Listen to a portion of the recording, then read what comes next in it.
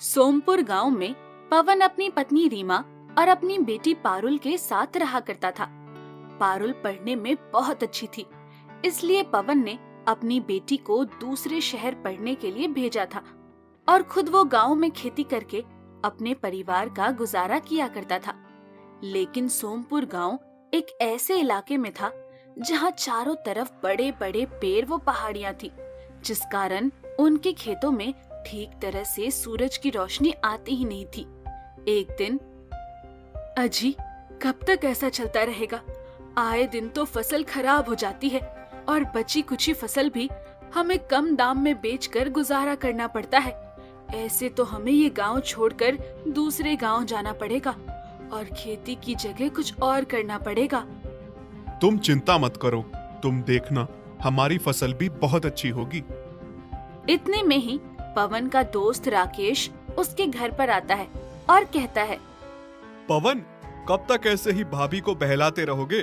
खेतों के क्या हाल हैं वो तो तुम्हें भी अच्छे से पता है। अगर कुछ नहीं किया गया तो हम सभी को अपने खेतों से और जमीन से हाथ धोना पड़ेगा, क्योंकि अगर हम समय पर ठेकेदार का पैसा नहीं दे पाए तो वो हमारी जमीन और हमारे घर पर कब्जा कर लेगा और ना चाहते हुए भी हमें गांव छोड़कर दूसरे गांव में जाना पड़ेगा। हाँ, मैं ये सब कुछ जानता हूँ, लेकिन कर भी क्या सकते हैं? अब हमारे मालिक तो ऊपर वाला है और वही कोई चमत्कार कर सके तो कर दे। इतना कहकर पवन राकेश के साथ खेत की तरफ जाने को अपने घर से निकल जाता है। जब दोनों खेत पर पहुंचते हैं तो वो देखते हैं कि पेड़ों से छनकर कुछ सूरज की किरण उनके खेत पर पड़ रही होती है। लेकिन तभी वहाँ पर जमींदार आ जाता है और कहता है, देख लो अपने खेतों को। बस अब ये कुछ दिन के मेहमान हैं और अगर इस साल की फसल तुम्हारी अच्छी नहीं हुई तो तुम अपने खेतों से हाथ धो बैठोगे और मैं यहाँ पर अपना व्यापार शुरू करूंगा। छू। ऐसा कहकर जमींदार वहाँ से चला जाता है। इस पर पवन काफी परेशान होता है, लेकिन वो कर भी कुछ नहीं सकता। शाम के वक्त उसकी बेटी पारुल का फोन आता है और रीमा और पवन दोनों ही उससे बातें करते हैं। बातों बातों में ही रीमा पारुल को यहाँ चल रही परेशानी के बारे में सब बता देती है और कुछ देर बेटी का हाल चाल लेकर फोन रख देती है। वहाँ पर बैठे बैठे पारुल अपने पापा और बाकी किसानों की समस्या का कुछ समाधान ढूंढने में लग जाती है और कुछ किताबें पढ़ने और रिसर्च करने के बाद उसे एक ऐसा आइडिया मिलता है जिससे कि वो सभी की प्रॉब्लम को सॉल्व कर सकती है। और यही सोचकर वो सुबह की बस लेकर अपने गांव लौट जाती है।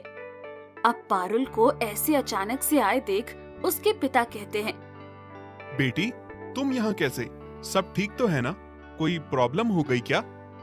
नहीं पापा, सब ठीक है, लेकिन मैं यहाँ आपकी प्रॉब्लम को सॉल्व करने आई हूँ, जिससे ना हमारे खेत बिकेंगे, ना हमारा घर और बाकी किसानों को भी इससे फायदा होगा।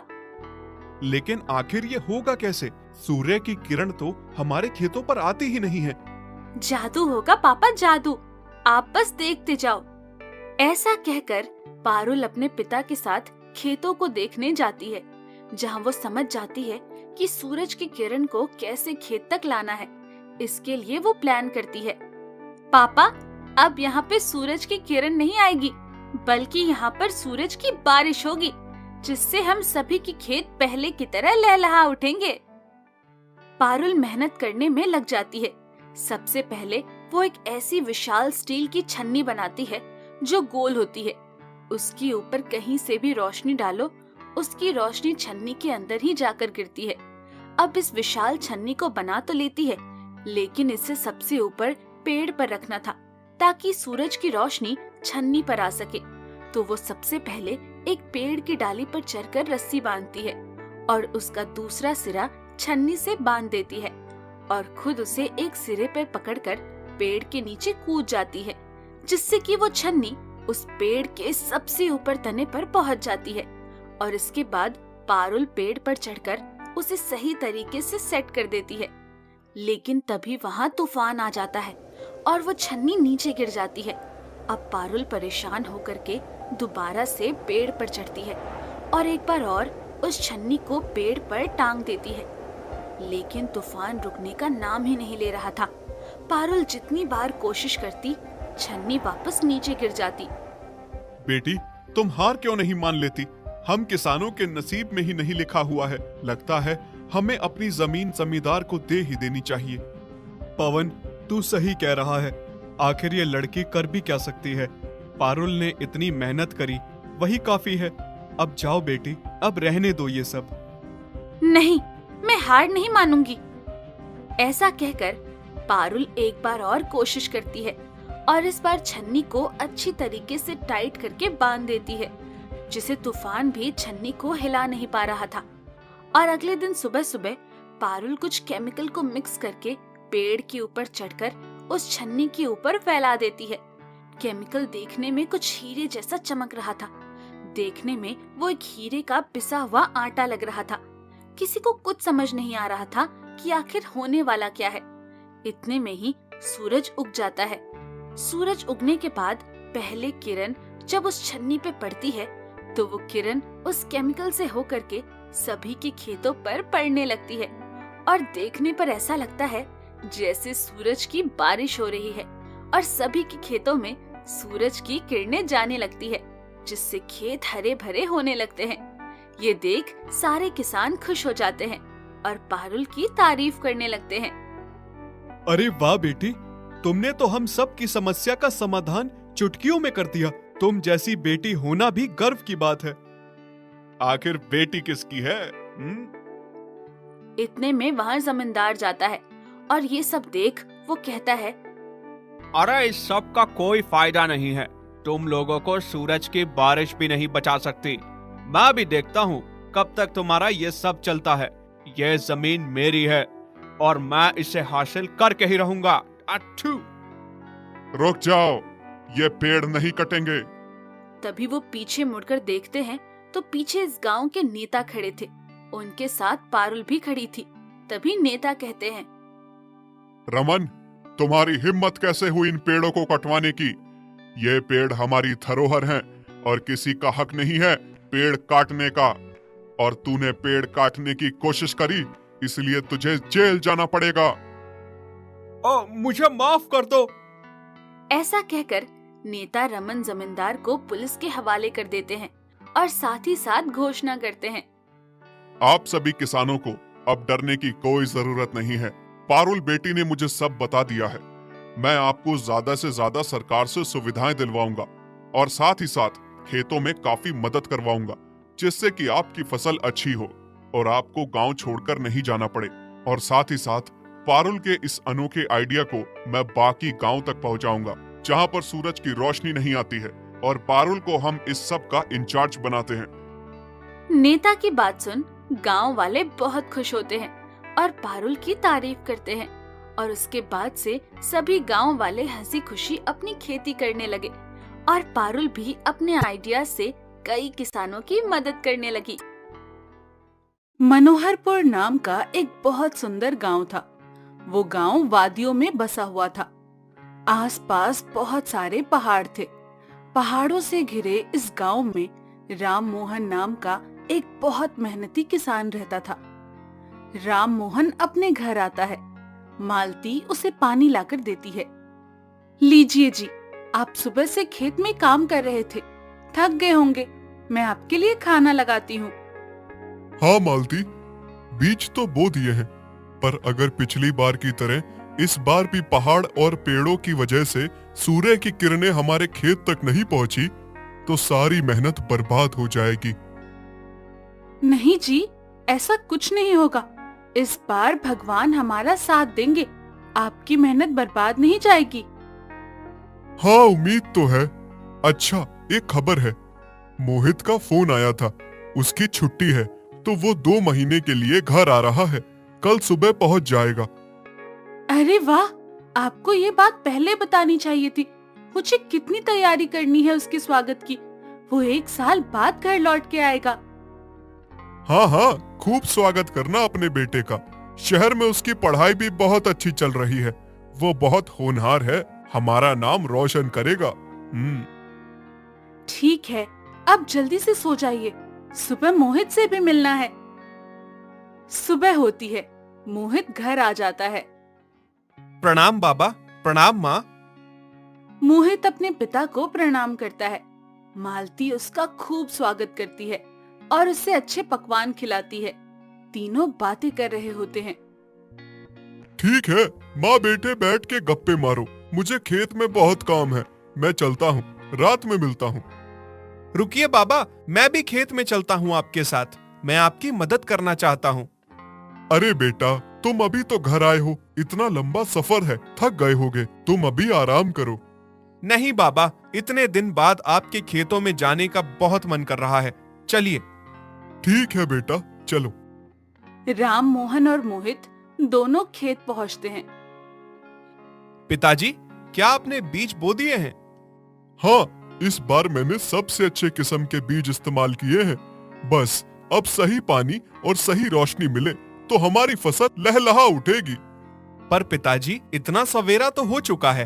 अब तक तो सूरज की किरण यहाँ तक पहुँच जानी चाहिए थी, लेकिन हमारे खेत में बिल्कुल भी धूप नहीं पहुँच रही है।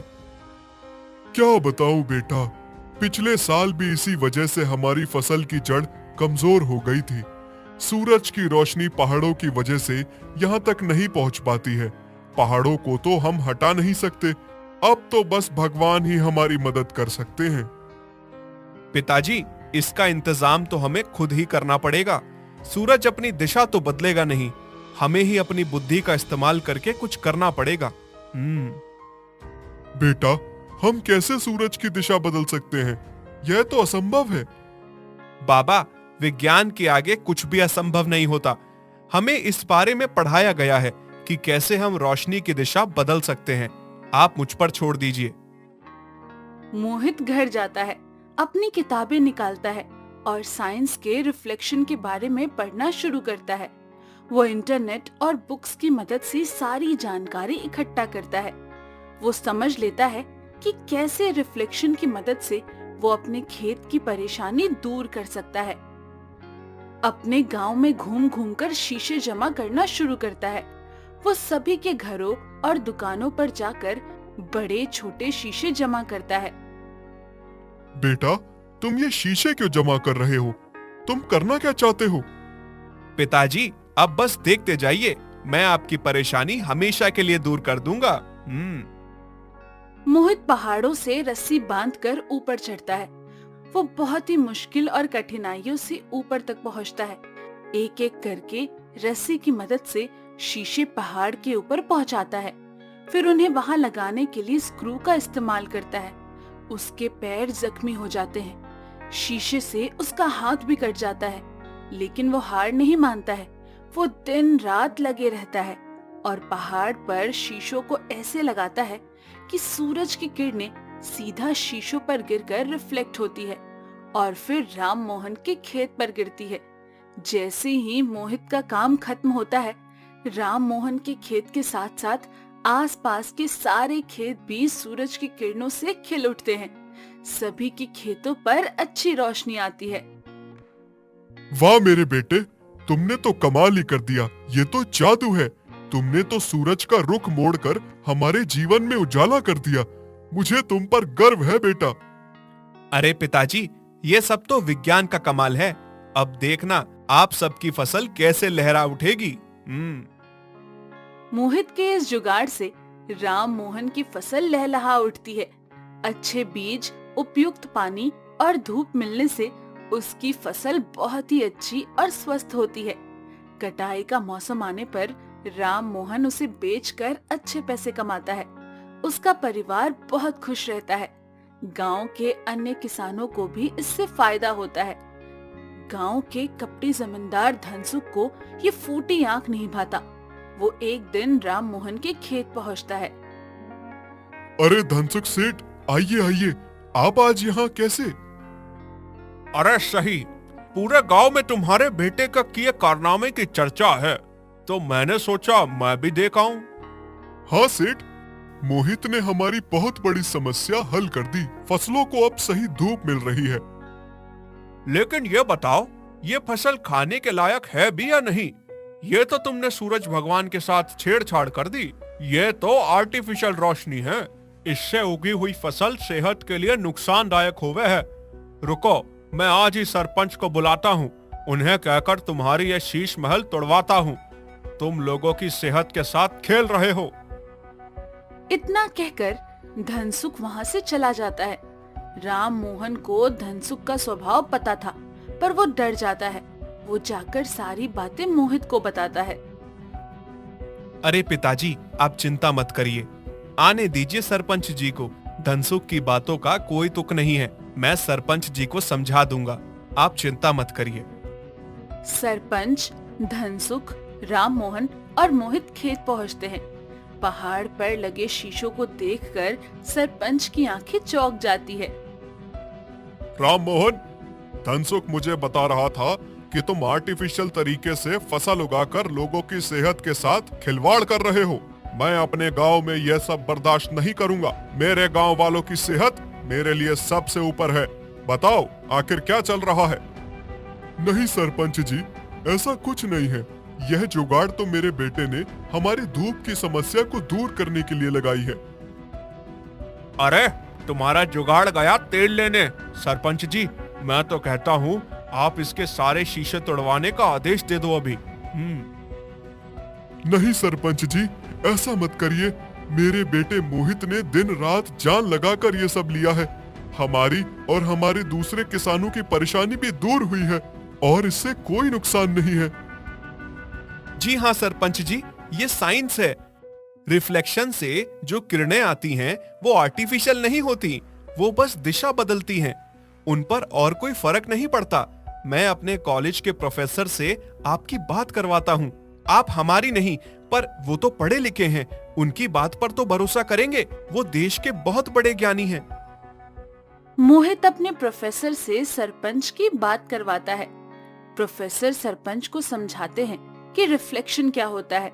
सरपंच समझ जाता है कि इससे कोई नुकसान नहीं है। मैं राम मोहन और मोहित को गांव का भला करने के लिए पुरस्कार देना चाहता हूं। इनके इस काम से बहुत सारे लोगों का भला हुआ है।